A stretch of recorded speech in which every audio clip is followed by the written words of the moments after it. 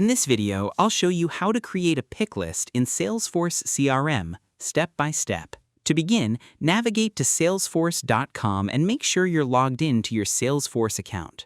Once you're on the dashboard, click on the gear icon located in the top right corner of the screen. From the available options, select Open Advanced Setup to access the Salesforce administration settings. Next, go to Object Manager and find the object where you want to create the pick list.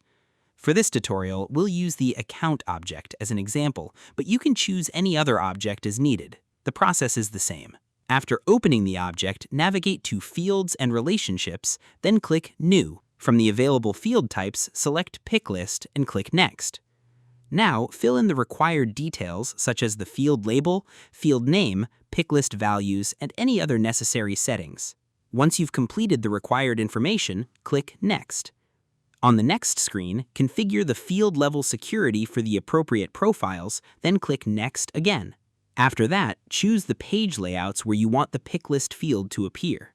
Finally, click Save to create your pick list field. And that's how you can create a pick list in Salesforce CRM.